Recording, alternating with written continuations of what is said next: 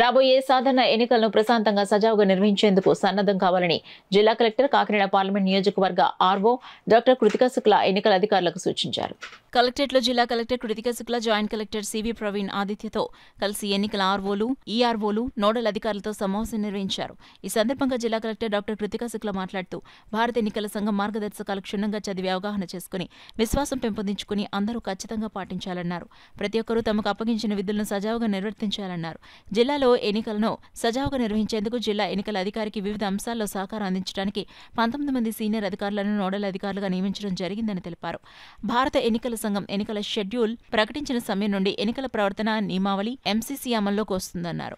సమావేశంలో జిల్లా రెవెన్యూ అధికారి D Tippenayak, Kakinada RDO Itla Kishore, Kakinada municipal corporation commissioner J Venkatrao, CPO P Trinath, DRDA PD K Sriramani, DWMA PD A Venkatalakshmi, జిల్లా పౌర సంబంధాల అధికారి డి నాగార్జున, పలువురు ఏఆర్ఓలు, ఏఈఆర్ఓలు, ఇతర అధికారులు పాల్గొన్నారు.